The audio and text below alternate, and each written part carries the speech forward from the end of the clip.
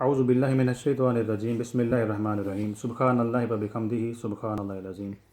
اللہم صلی علی سیدنا مولانا محمد وعلی آلہ وصحبہ بارک وسلم۔ نہایت ہی معزز واجب الاحترام ناظرین،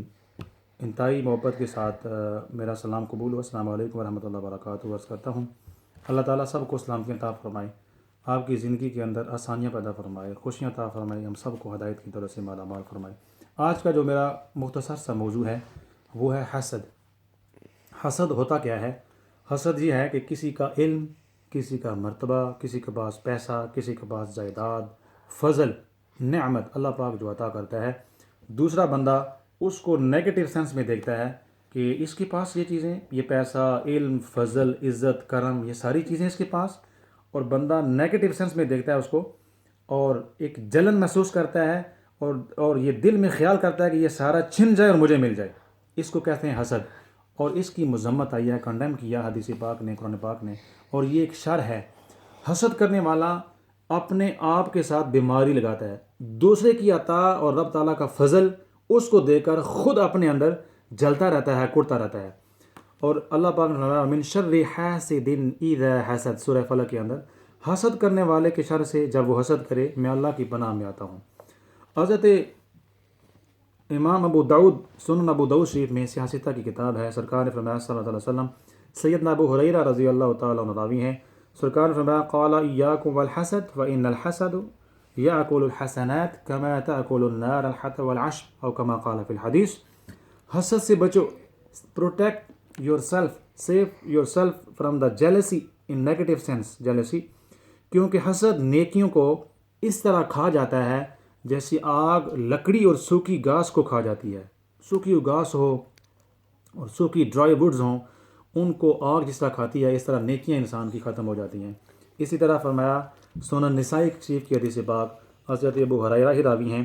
میں وقت کی قلت کی وجہ سے صرف ٹرانسلیشن کروں گا۔ سرکار نے فرمایا صلی اللہ علیہ وسلم، کسی بندے کے دل میں ایمان اور حسد جمع نہیں ہوتے۔ اگر وہ صاحب ایمان بندہ ہے، وہ کسی کے علم، تقوی، طہارت، مال، پیسہ، فضل کو دے کر وہ دعا کرے گا، اللہ پاک اس کو اور دے، اور یقین کریں دعا کرنے کی وجہ سے انسان کو بھی ملتا ہے، لیکن یہ ایمان والا کرے گا۔ لیکن جو ایمان والا نہیں ہوگا وہ حسد کرے گا کہ یہ نعمت،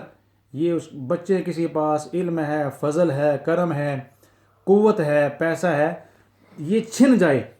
یہ صاحب ایمان بندہ ایسا نہیں کر سکتا۔ سرکار نے فرمایا صلی اللہ علیہ وسلم، ایمان اور یہ نیگیٹو جیلسی اور حسد ایک ہی انسان کے دل کے اندر، یہ دونوں چیزیں جمع نہیں ہو سکتے۔ آج ہم دیکھتے ہیں ناظرین، بھائی بھائی کے ساتھ حسد، بہن بہن کے ساتھ حسد، دوست دوست کے ساتھ حسد، سوسائٹی کے اندر ہم ایک دوسرے کے ساتھ، جانے والوں کے ساتھ حسد، ایون انفارچونیٹلی مذہبی لوگ ایک فرقہ دوسرے فرقے کے ساتھ، ایک مولوی صاحب دوسرے مولوی کے ساتھ، اچھے لوگوں کو چھوڑ کر، اچھے مذہبی لوگوں، پیران، مشائخ، اساتذہ، صلحاء کو چھوڑ کر، وہ میرا موضوع نہیں، لیکن اچھوں کے ساتھ ساتھ بہت سارے اور لوگ ہیں، ایسے پیر ہیں، ایسے مولوی حضرات، مذہبی طبقہ، وہ ایک دوسرے کے ساتھ حسد کرتے ہیں، وہ جل جاتے ہیں کسی کی تعریف دے کر، کسی کا مقام رتبہ دے کر وہ جل جاتے ہیں، ان کا نام تک نہیں لیتے، وہ اپنے اپنے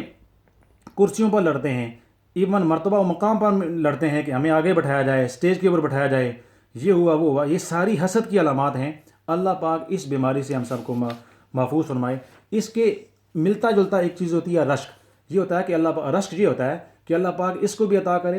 یعنی کسی کے پاس علم، تقوی، طہارت، پیسہ، مال، جو بھی جتنا فضل اور نعمت ہیں اللہ کی، اللہ پاک اس کو عطا کیا، سبحان اللہ، مجھے بھی اللہ پاک عطا کرے، اس کو بھی عطا کرے۔ اس میں نیگیٹو نہیں ہے، اس میں نیگیٹو سینس نہیں ہے، منفی بات نہیں، یہ رشک ہے۔ اس کی حدیث پاک میں اجازت ہے کہ بندہ اگر کوئی قرآن پاک پڑھنے والا ہو، نیک اعمال کرنے والا ہو، اور اللہ تعالیٰ کی راہ میں خرچ کرنے والا ہو، تو ایسے لوگوں کے ساتھ رشک بندہ کر سکتا ہے۔ واہ سبحان اللہ، کتنا یہ نیکی کے عمل میں کام کرنے والے ہیں۔ اسی طرح اگر ہم ہسٹری پڑھیں تو آسمان کے اوپر سب سے پہلا جو گناہ ہوا نا، حسد کا گناہ ہوا، شیطان نے سجدہ نہیں کیا، آدم علیہ السلام کو سجدہ نہیں کیا۔ اس کے دل میں خیال آیا کہ میں تو آگ سے بنا ہوں، آدم علیہ السلام مٹی سے بنے ہیں، لہٰذا میں بہتر ہوں۔ اس نے جیلسی فیل کی، اور اللہ پاک نے اس کو روندہ درگاہ کر دیا، اس کو وہاں سے فرشتوں کی جماعت سے نکال دیا، اور وہ عزازیل سے وہ ابلیس بن گیا۔ اسی طرح گناہ ہوا جب حضرت آدم علیہ السلام کے بیٹے قابیل نے حابیل کے ساتھ حسد کیا، اسی طرح علامہ قرطبی بہت بڑے امام آپ فرماتے ہیں، نبی کریم صلی اللہ علیہ وسلم نے فرمایا کہ مومن رش کرتا ہے، مومن کسی کی طاقت کو، علم کو، فضل کو، کمال کو، پیسے کو، اللہ کی دی نعمت کو دوسرے بندے کو وہ دیکھ کر رش کرتا ہے، وہ کہتا ہے واہ سبحان اللہ، اللہ تعالیٰ نے اس کو عطا کیا ہے اور اللہ پاک مجھے بھی عطا کرے، یہ ہوا رش۔ آپ فرماتے ہیں کہ مومن رش کرتا ہے اور منافق بندہ حسد کرتا ہے، جس کے دل میں نفاق ہو، جس کے دل میں ایمان مکمل نہیں ہے، وہ یا جس کا ایمان بیمار ہو دوسرے لفظوں کے اندر، وہ بندہ دوسرے لوگوں کے ساتھ حسد کرتا ہے، اور حسد کرنے والا اپنے آپ کو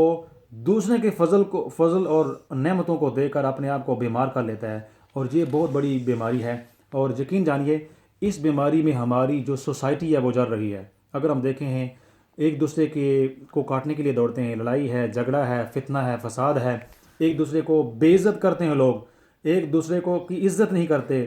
قتل و غارت ہے، ڈاکہ ہے، بے شمار چیزیں، بیماریوں کی لسٹ ہے، ان ساری لسٹوں کے اندر حسد کی بیماری ضرور ہوتی ہے۔ اسی طرح فرقہ بندی ہے، مختلف فرقے ہیں اسلام کے اندر، اور ہر مسجد کے اندر ایک نیا فرقہ، ہر گلی محلے کے اندر ایک نیا فرقہ۔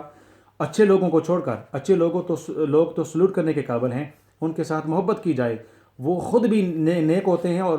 نیکی کو اور محبت کو پھیلانے والے ہوتے ہیں، لیکن الا ماشاء اللہ وہ لوگ بہت کم ہیں، چاہے مذہبی لوگ ہوں، دنیا دار ہوں، برادریاں ہوں، خاندان ہوں، یہ بیماری حسد کی پائی جاتی ہے۔ سرکار فرمایا صلی اللہ تعالی وسلم، جیسا کہ میں نے عرض کیا کہ حسد نیکیوں کو کھا جاتی ہے، بندہ بیمار ہو جاتا ہے اور اپنے اندر ہی وہ جلتا رہتا ہے۔ اس کی شر سے اللہ پاک نے فرمایا کہ حسد کرنے والے کی شر سے جب وہ حسد کرے میں اللہ کی پناہ میں آتا ہوں، اللہ تعالی ہمیں محفوظ فرمائے۔ اللہ پاک ہمیں